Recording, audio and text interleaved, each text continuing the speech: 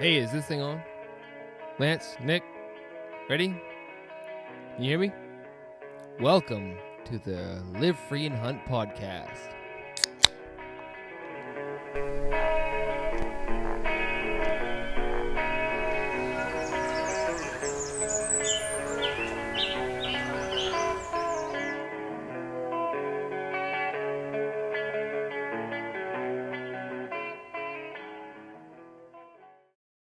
What is up, everyone? We just want to thank you for all the positive feedback we've been getting from this podcast. If you guys are listening on Apple Podcasts, Google Play Music, or even Podbean and YouTube, hit that like and subscribe button. That would help us out a lot. Follow us along on Instagram and Facebook, and check out what we got going on. We're going to have some good media this year, and we just appreciate all the support from you all. Thanks again, everyone. We got episode 6 coming at you. We got a guy out of Vermont. His name is Will Smith. Pretty avid hunter. Loves to get out in the woods and hunt pretty much anything he can. We got this set up today. We're driving around in a truck, back roads in western Vermont, in New Hampshire. Western New Hampshire, and we're gonna see if we can record this in the truck. It's gonna be something new. We're gonna try it out, but stay with us as we just shoot the breeze on the mics. Let's get to it.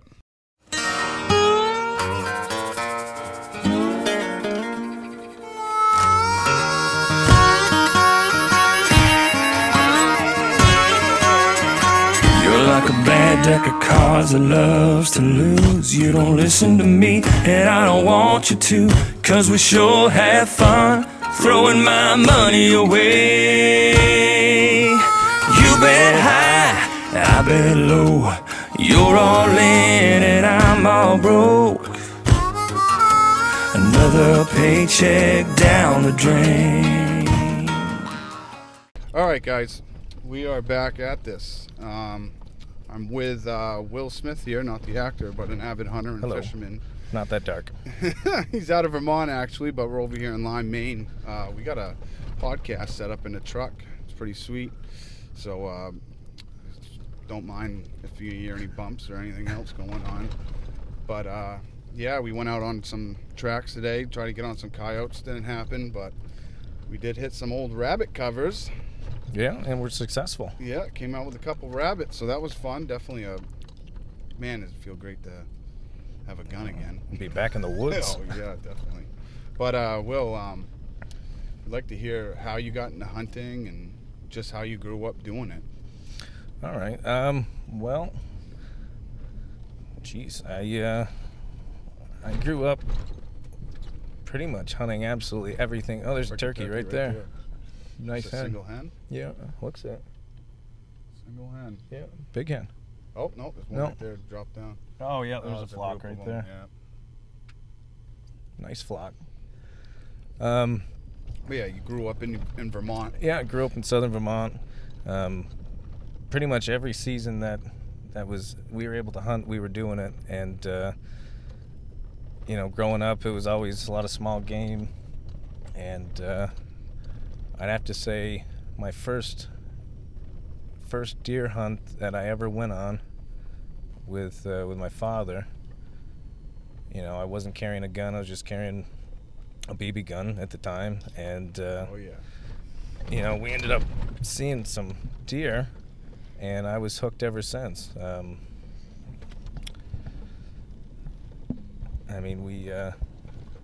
We didn't travel much when I was younger to hunt, so it was all around Vermont. But as I got older, started traveling to New Hampshire and Maine. I started hunting Massachusetts at the age of 16, and been hunting all those states pretty much ever since.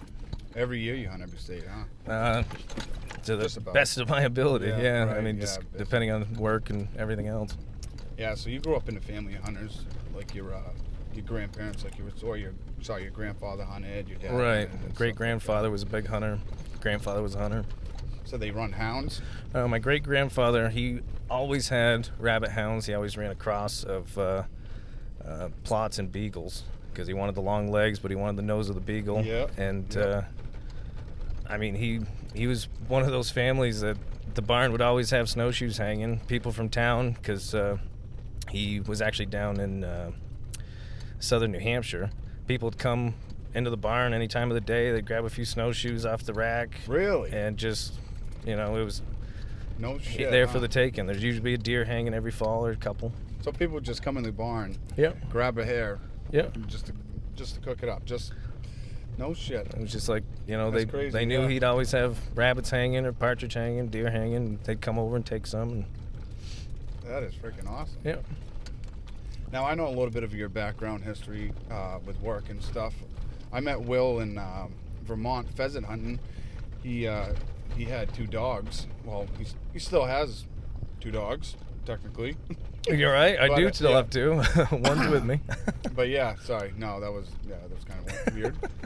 But yeah. My ex-girlfriend has the other Yeah. dog. I'll just put it that way. So the pheasant hunting, I met Will pheasant hunting, and his, I think, as management or what did we say earlier? What kind of work are you in? Natural. It's forestry and natural resource management. Yes, and I thought that was interesting. I'd like for you to go into a little bit of detail of what's that all about and what you guys are trying to accomplish with your work. Sure. I think it's interesting. Sure. Definitely. So, my brother owns Northeast Natural Resource Management. We travel, God, I'd have to say, I guess 5 states now, doing everything from forest management plans, wildlife habitat, logging, shelter, everything to do with cutting and habitat cuts, food plots. We're into excavation now, so we can truly take a spot on the top of a mountain and turn that into a food plot, from start to finish. So it's pretty cool. And the whole thing, behind what we do is we want to grow bigger and better animals, bigger turkeys, bigger deer, better horn mass, everything. Those what 5 states? I'm guessing. Maine, New Hampshire, Vermont, Massachusetts, and a little bit in Connecticut. Excuse me. Do you go over New York at all? Oh, I'm sorry, and New York. So I guess sorry. it'd be No, I 6 wasn't states. sure. No, New York. Yeah. So it's hard for me to keep track. We travel so much. Oh yeah, I bet you that's a freaking that job right there. You're never home. You're just always on the road. Closest job, I think, it's like an hour from the house. So Holy smokes! nothing for us to go 8 hours one way. Are you you're big into turkey hunting? I see. Oh, love turkey hunting. I'll be posting pictures of Will and some of his animals he's harvested over the past years. But yeah, what would you say is the hardest thing for you during turkey season? I don't know. Are you a run and gun guy? You hunting fields or? I was brought up, running a gun. You always had, we never really had any properties that were private. Everything was public land or it was farms that everybody else hunted. So we grew up, if you wanted to kill a bird, sometimes you'd get there at midnight and Wait you it just out? sit in the truck and take a nap and, the next guy pulls in and it's like, oh shit, There's a truck here. Yeah. okay, you beat me this time, but tomorrow I'm going to try and get here at 11 or whatever. So usually it's just the more spots the better for us. If a bird's not hot, we don't waste our time. We just keep going. And I find I probably killed most of my birds, around 9-10 o'clock in the morning. Yeah, I know. Our last podcast, I don't know if you listened to it or not, but Steve Champa, he was talking about that, and he said there is a lull when it comes to hunting turkey, and I think he's right there with, those birds are going to be busy right as they get down off the roost. If you don't kill one off the roost, Right. you're definitely going to have to hang back and wait for those birds to free up, and Yep. just like you said at that time frame. And it's usually a magical moment, like right about 9 o'clock, start cutting hard somewhere at a new spot and bird lets out. And it's usually quick. It's not something where you have to finesse a bird at that time. Usually by then they're going to come right in. They don't have hens anymore. Hens are on the nest, so. You do a lot of scouting? For turkeys, I do like to roost as much as possible. Just, time usually gets not enough time. No, but no, you're right. no, I mean, if I can roost birds prior, absolutely. Now, when you're running and gunning, what do you find yourself running into that's difficult for you while turkey hunting? As in, could it be that henned up bird, or I'm just trying to get some basic tips for people when it come down. Everyone hunts different, and we like to hear what everyone has to say about the way they hunt. I would have to say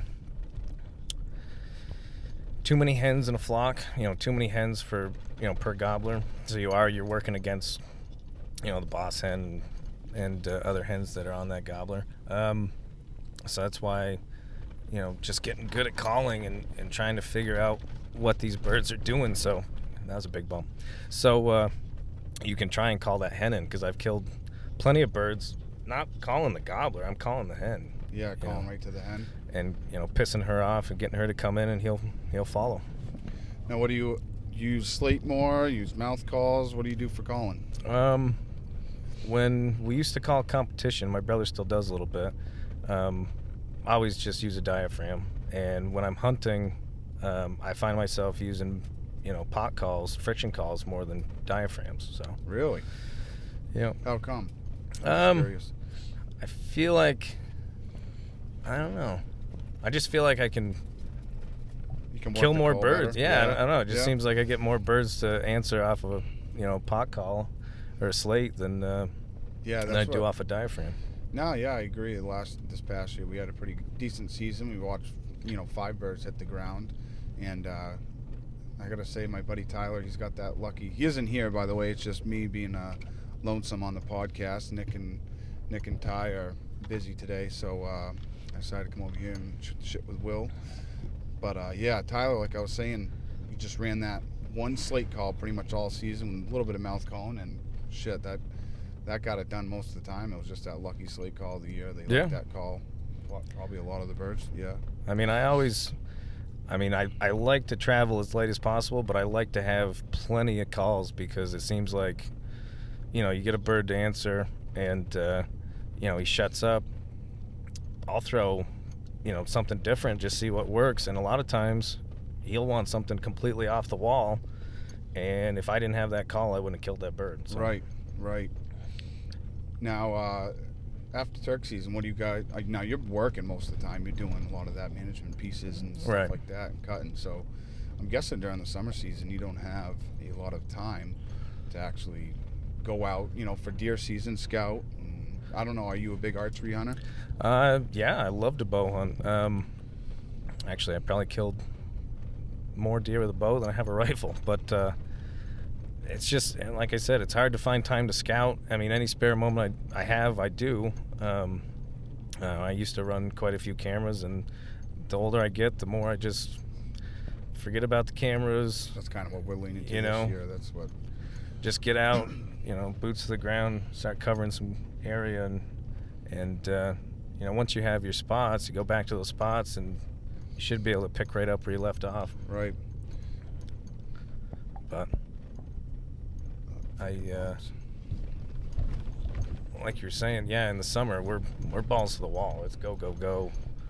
Now, to get back on your work. Sorry, I was just thinking of your work again. Now, what are you guys doing when it comes to cutting? As in, are you guys logging, or are you just guys like slash and cut, making cover for like rabbit or something like that? We've done everything from large contract cutting with fellow bunchers and skidders to hand chainsaw work up in Maine, doing woodcock strip cuts. So you're pretty much just creating woodcock cover, by hand. But I mean, pretty much everything from heavy equipment to hand cutting, we're doing it. Really? So it really is. You're just dropping timber down, making covers for the animals. And right. New regen, new understory. Usually a lot of mastery release. And then of course all the food plots that go along with it. So that's some work right there. Especially, what is it? Just you and your brother? Yeah, it's just me and my brother. Smokes. It's a lot of work to be done. It gets so what time tiresome. of the season does that end? We slow down usually right about September. All right, so right before archery season, maybe? Right. Yeah. And we'll be kind of picking things off through September, early October, and then we try and take as much time as we can through November. Just the hunt. Or just the hunt. And trap. We love to trap. I know your brother. I think he's pretty, just like you. You guys are pretty good in the waterfowl too. Oh, absolutely. Every year we make it so we at least hunt the first few days and, try and get our fill of it before we have to do something else. But, yeah, early season, honkers and then main season the ducks come on, and the more of it, the better. Any season, we're trying to do it. Oh, yeah, definitely. You guys field hunt more or field or... I think you said pass shooting or... Yeah, no, we do a lot of pass shooting simply because you hunt for 3 hours, you're done, you don't pick up any decoys, you run back to the truck, you got all your stuff for work, you go back to work. Yeah, and that's just in this, East Coast area. If you're not hunting New York, I think we talked about it earlier, driving around. It's like you go over there, the birds are everywhere. All right. You're seeing the flyway. You come over here, it's like, all right, I'm just shooting at family groups. Yep.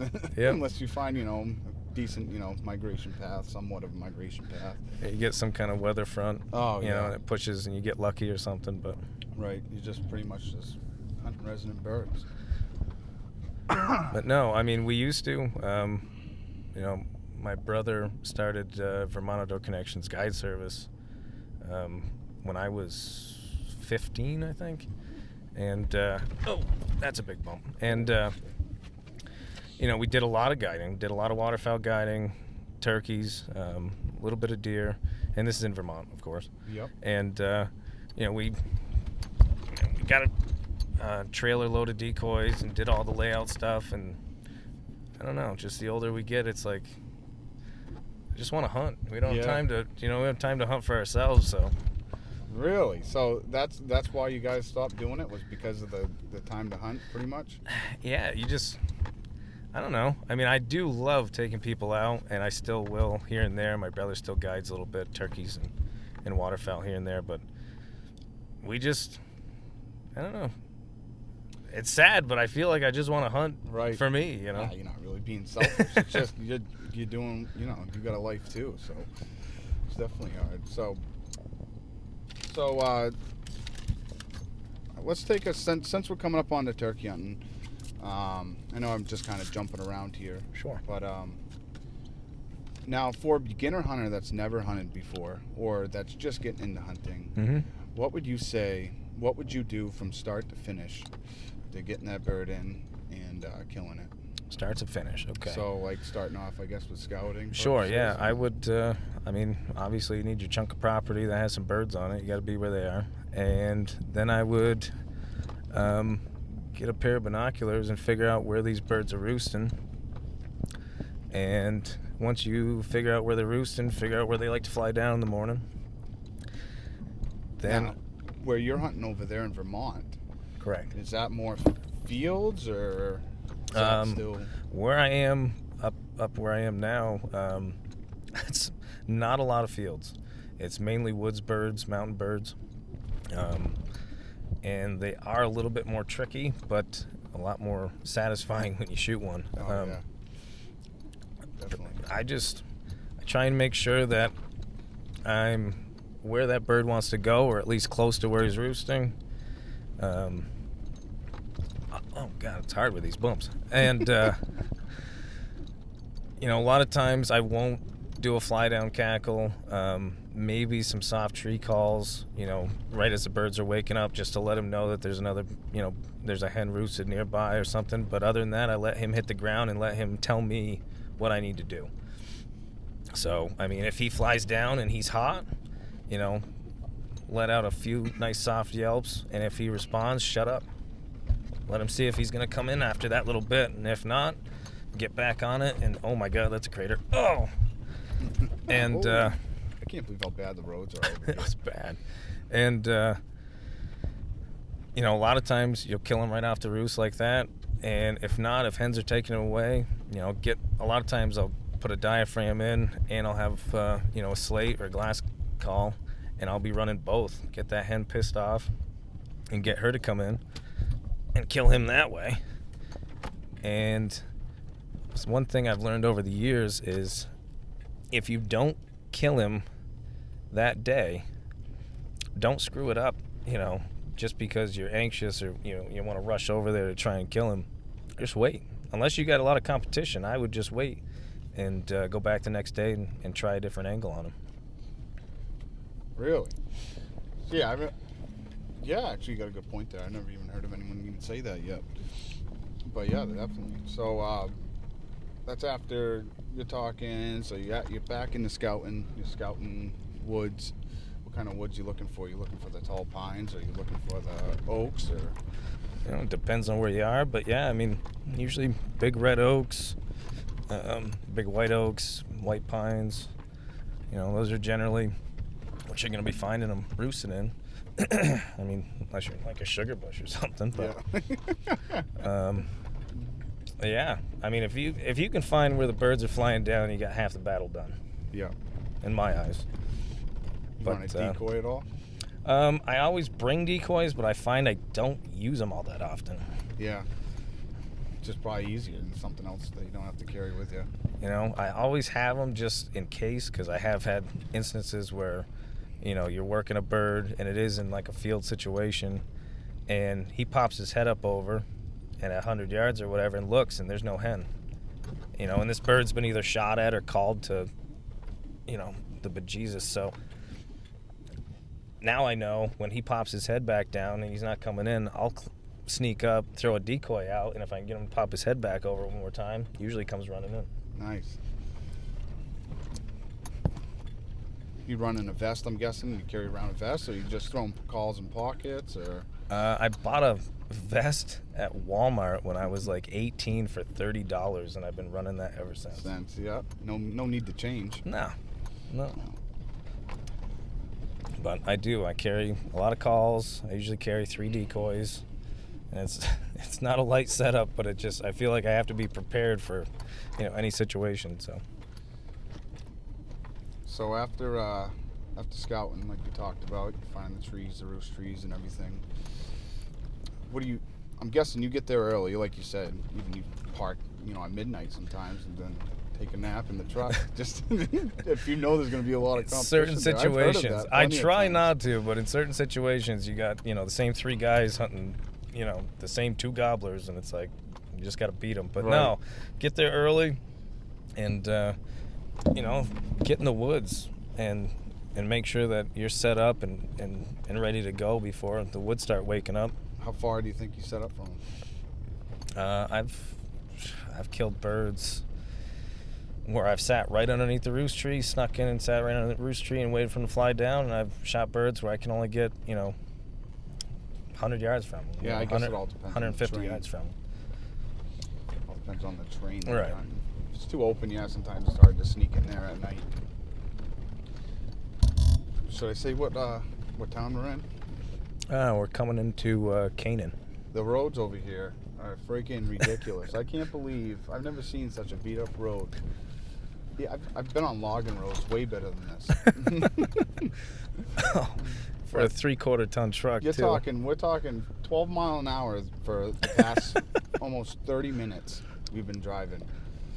That's how beat up the roads are over here. Oh, this is bad. I didn't think it was going to be this bad, or else I wouldn't have taken it. So turkey hunting and summer season. So you said you hunt your same spots for archery season and everything. You do waterfowl. What about deer tracking? Love to track deer. That's, growing up shooting deer with a bow, that was my passion. I'd rather shoot deer with a bow than anything. And then when I moved to New Hampshire, I started tracking because we just had snow. Down where I grew up, we didn't have snow. Usually for rifle season, it was kind of a rarity. So coming up here, having snow during rifle season, I started tracking, and now that is what I have fallen in love with. I would do just that and take everything away if I could. Give us some stories and some tips.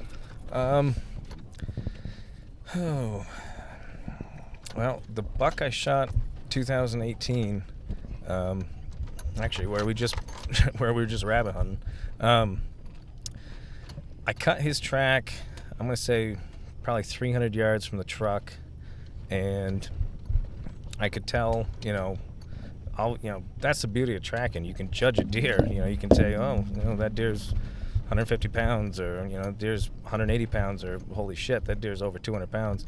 I saw that track, and I'm like, he's probably 170, 180 maybe. And I almost didn't take it. And I'm like, no, this is a nice fresh track. I'm going to get on it. And that deer took me a little over a mile and brought me right back around to just about where I parked. And that's where he bedded. I came into this little balsam thicket. And he bedded once and got up and fed. And I'm like, yep, we're slowing down. It's time to really, go into still hunting mode. Just slow, looking. And he bedded again and got back up and started feeding. I'm like, yep, he's going to be bedding here, for a while. It's going to be within 100 yards. And I think I went like another 60 yards.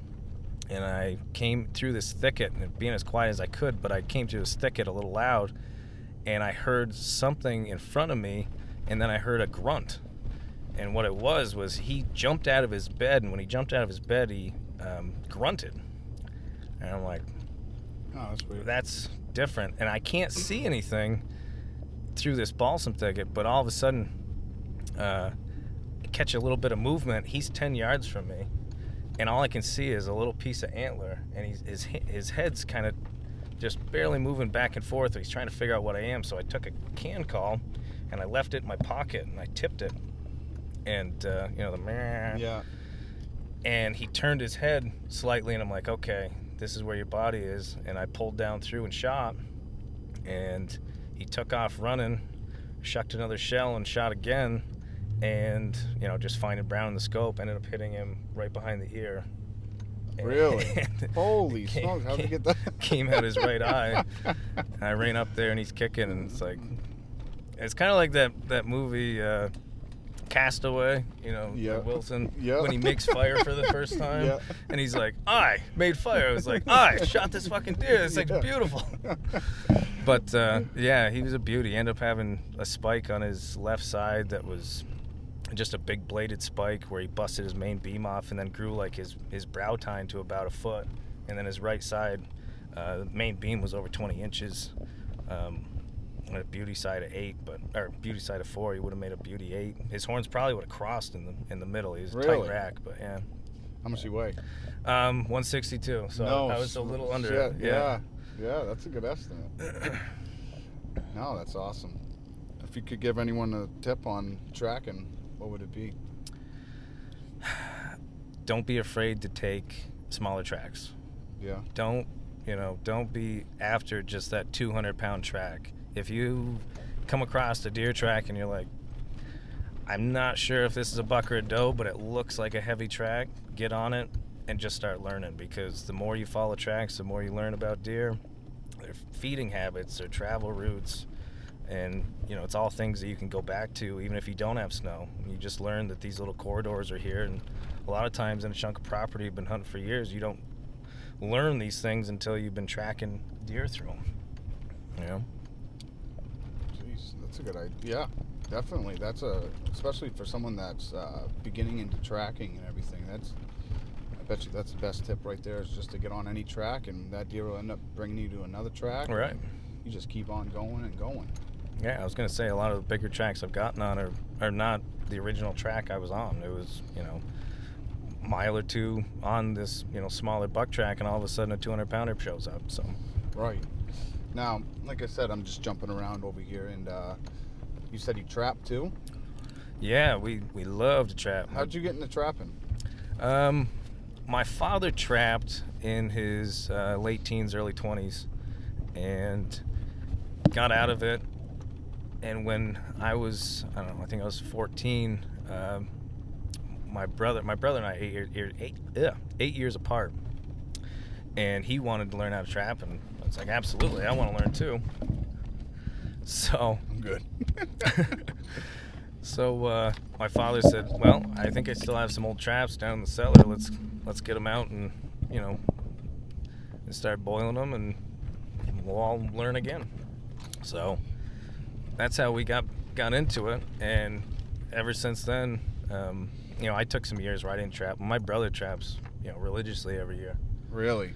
Yeah. What do you guys are you what's the word for it? Are you management? I don't even know the word for it right now. What I want to say. Do it for work, or do you just do it for pleasure, or? What? Well, when I was 16, I had a animal control business. I trapped nuisance beavers and nuisance muskrats and skunks and possums and stuff like that. But for now, it's we'll do some nuisance work. Yeah, nuisance. That was the word. But for the most part, we love. Oh my God! I think we almost rolled the truck. For now, we just really love canine trapping, coyotes, fox, bobcats. And this is in Vermont. Can't trap bobcats in New Hampshire. But and of course, water trapping. Love getting beavers, muskrats, mink. But not really any nuisance trapping anymore. Really? How come? Just with work and stuff? Yeah, it's just finding time. I mean, you got to be there, when people need it done, and a lot of times it's got to be on our schedule. So. Oh, that's tough. I can't believe these freaking roads. I'm going to say it again because I can't believe how crappy these roads are. Oh, and this car behind me wants to do like 50. Oh, yeah. No way. I don't know how you could do 50 on this road. But yeah, no, this year my brother got, what did he get? Coyote, red fox. What else you got? You got a bunch of beavers, couple coon, and we don't set for coon. That's usually just an accidental catch. Coon sets or fox sets, or coyote sets or fox sets. But and these are all traps that he set just around his property. Yeah, really. Just a handful. We didn't really go out and set a lot of property this year. So is it worth it? I guess if you're not really doing it for the pleasure, is it worth it? With absolutely not. Yeah, with the price of the hides and everything. No, I got into it a little bit. I got my license and stuff like that, and I just can't believe how much it is that you got to put into trapping, as in filling out paperwork, sending it into Fish and Game. Right. That's for New Hampshire, but right, and you have to do that for Vermont too. I'm not sure to that extent, but you do have to send in some paperwork about what you did trap and traps out and things. Yeah, the traps out and stuff like that. It's almost like you got to send in for a bear bait every time you want to set. Right. It's crazy how much you have to put into it. No, like this year, we plan to do a lot more trapping, and like what we used to do when I was younger was set a line and duck hunt in the morning, check your water sets while you're duck hunting, get done duck hunting mid-morning, go check your land sets, and after you check land sets, go hop in a bow stand. Holy smokes, that's a filled day right there. If you do it right, you should have pictures with plenty of critters. It's a lot of fun. Oh yeah, I bet it is. Did you hunt in New Hampshire at all this year? Oh yeah, you shot that buck this year in New Hampshire. But what'd you kill this year for deer or turkeys or what? Coming in the intersection here. I got a nice gobbler in the spring. What do you weigh in at? Oh, he was a light bird. He was an old bird, but he was light. I think he was 19 pounds. 18. Yep. Just under 19 pounds, something like that. He had a stubby beard, 8.5-inch beard, but he had 1.25-inch spurs. Oh wow. Shot a few coyotes. One in Massachusetts. That was a big dog. She went 38 pounds. Was that all in the snow? Was that pitch you sent me? That was a huge dog. Yeah. And I should have shot the male that was in front of her, and I was thinking I was gonna, shoot this massive buck, and I'm like, you stupid ass, why don't you just shoot the coyote? And then all of a sudden she came running through the same trail, so I shot her. But shot a nice, well, not nice, but a little coyote with a bow in New Hampshire. And shot a 4-pointer in Massachusetts with a slug gun. You hunt much? I think I saw that picture of you. Yeah, no, every year, I may have missed a couple of years, but every year since I was 16. 16? Yep. Been hunting all those states. That's a busy hunting season. No time for a girlfriend. Absolutely not.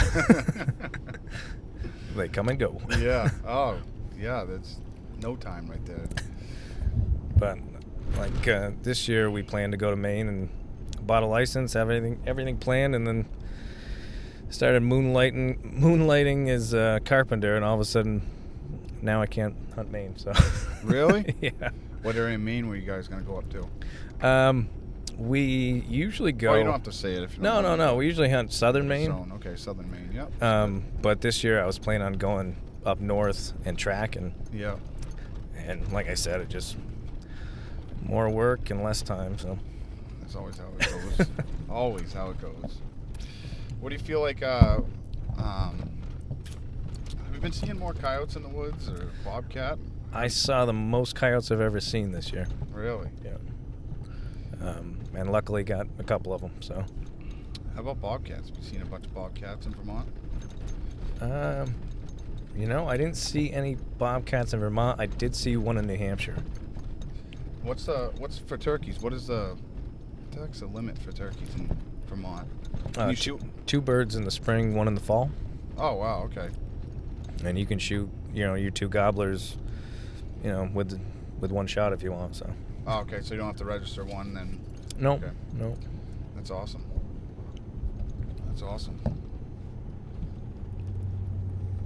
Finally got a decent road here. I was just gonna say.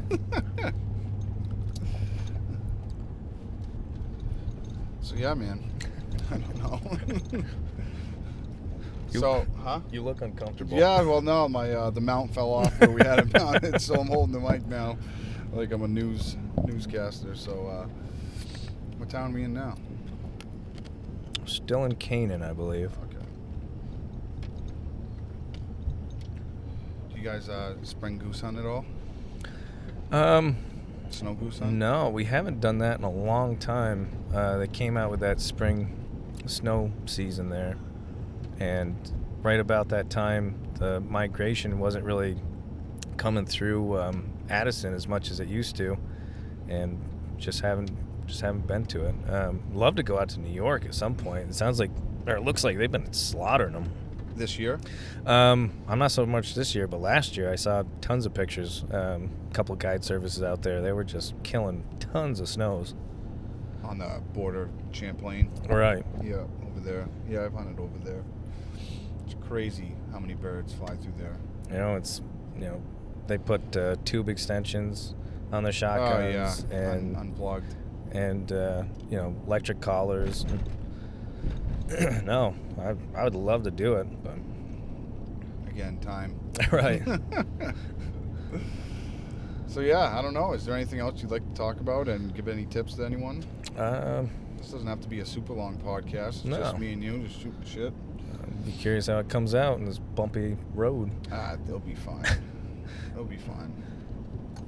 What are you gonna do for hunting this year? You said now you're not going to Maine, but you purchase all your tags. Oh yeah, you shot a bear this past year. Oh no, 2018. 2018, yeah. Yeah. You do bear hunting though. Yeah, no, we bear hunt every year. My brother's more of the bear hunter in the family.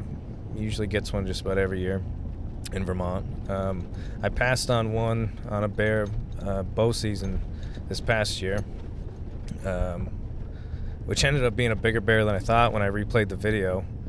I thought it was about 100 pounds, and I think it probably would have dressed 160, 170 pounds. But no, I got that bear. That was a corn piece bear. It was he was eating a bunch of corn, and the farmer wanted him gone, and ended up getting lucky. So that's awesome. That's awesome. Definitely is. He dressed 160. 160. And then they killed another one off that farm that dressed 200. The same year? It was 2 days later. Oh, really? And then just down the road a piece, they killed one that dressed over 3. Wow. Yeah. Wow, a lot of bear in that area. And that's in Vermont, you said? Yeah. Yeah. Yeah. Damn. Do you bait at all? We used to. help run baits in Maine, and did that for a couple of years. That was a lot of fun. My brother had his own bait in Maine a couple of years, and killed a couple bears doing it. But we haven't baited in a long time. It'd be fun, just to get up there and get back into it. Run a few, not a lot, but run a few baits and actually trap a bear. That's something on my brother's bucket list, is to get up to Maine, since they're the last state you can trap bear in. They're the last state? The last state. Wow. And it's snare only, and it has Man, to. I bet you that's hard to do. Oh. Holy smokes. It's something that he's been wanting to do for a long time, and I have a feeling this year or next year he's going to do it. So. Holy smokes, you got to snare a bear. Yeah, it's and you do it just like you're setting up to, shoot him with a rifle or a bow. You set up your bait station. Good to set up a camera and figure out what you got for bears coming in. And once you figure out the bear that's coming in that you want, you set your snare, and it has to be ground level or below ground level. Don't quote me. I don't know the 100% And rules. That's your bear. That's your Holy for the smokes. season. I wonder why they're the last state that can trap a bear. Well, I'm not sure. I didn't know if you knew any history. No, I mean, I know they're working hard to stop it right now. Oh, they are? Yeah, I the can see that. antis are just, Yeah. it's getting bad. But I know that they're the last state, and there's a lot of people fighting to keep it going. So. Now your bird dogs, you got a German short hair. Yeah, I got Ace, my German short hair pointer. He's the one you run with now. Correct. Yeah. Yeah. The other one's older. Yeah, I had a setter.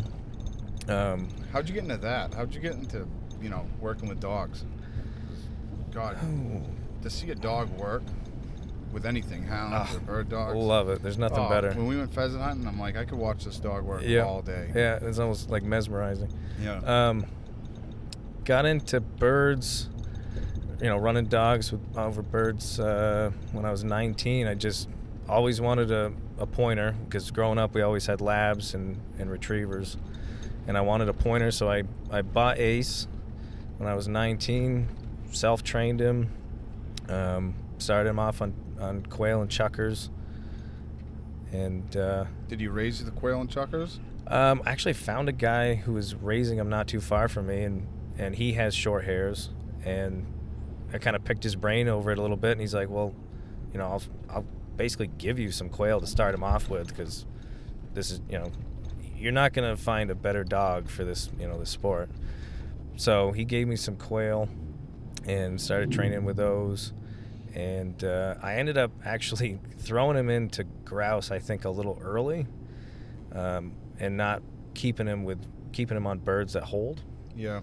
And now he's an old dog now, and he holds a lot better. But when he was younger, he got to the point where he learned grouse don't like to hold very long, and he'll give you about 30 seconds of pointing before he's like, no, Dad, I'm going in. Yeah, right. So, luckily I trained him to work close and shot a lot of birds over him. Clients shot a lot of birds over him. And on pheasants, he's dynamite, because pheasants don't like to flush too early. So, but no, if I could do it differently, I'd definitely make sure my dog would hold better. That's the only downfall of him. But he's a good dog, great nose, and. What you find in the hardest part of training was? I'm just kind of curious. Oh. Myself.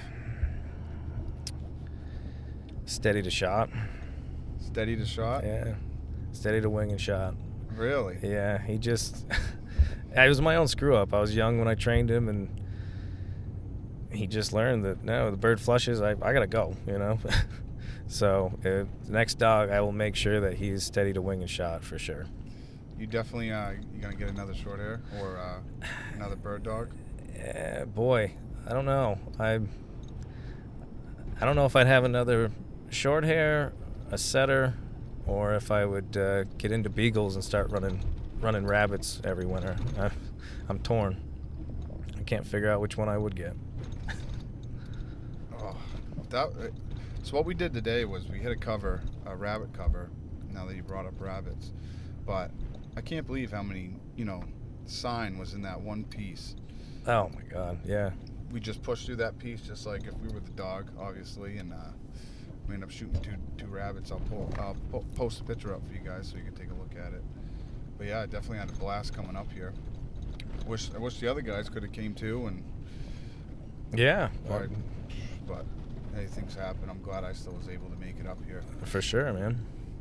But yeah, man, this is going to be a super long podcast. Just kind of want to pick your brain a little bit on things you do and the Sure. way you hunt. But if you have anything else to say, go ahead and say it. If you could leave today, just giving a tip to everyone that's in the hunting community, what would that one tip be? If it could relate to turkey hunting, it could relate to deer, or whatever you'd like. One thing I go by with any hunting is, never stop. Always have drive, Doesn't matter what you're doing. If you're tracking, you're hunting birds, either way, you're going to be times where you're tired or you don't want to do it, but keep getting after them. It's not over until the season's over, and then you got to wait one more year and you do it again. So just keeping at it. Yeah, never slow down. Oh man, did you see that bird? Oh, those are never mind, domestic turkeys. I was gonna say that thing is a tank in someone's front lawn. Oh man, that thing had to be over 30 pounds. That thing was a pig. But yeah, so all right, everyone, stay tuned for our next podcast coming up in March. So thanks again, Will. Thanks, Lance. Yeah, thanks, buddy. We'll see you. Yeah, baby, when we're together, it's like Vegas times 3. But in the morning, I'll know better, 'cause you're so bad for me.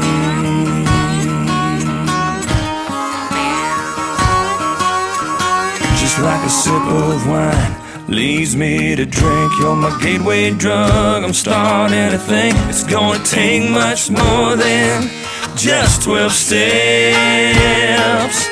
So call Betty Ford, call Dr. Drew, save me a bed, 'cause in a month or two I wanna quit you, girl, just not yet. Yeah, baby, when we're together, you're the only drug I need. But in the morning I'll know better,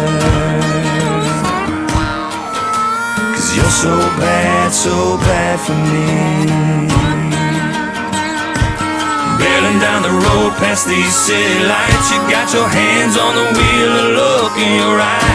I ask myself, is it time to slow down? But the night's still young, we're full of gas, credit cards in my pocket with some limit left, and we got friends in the next town. Yeah, baby, when we're together, it's like Vegas times 3. But in the morning I'll know better, 'cause you're so bad for me. Yeah, oh baby, when we're together, it's like Vegas times 3. But in the morning I'll know better, 'cause you're so bad for me. Oh, 'cause you're so bad for me. 'Cause you're so bad.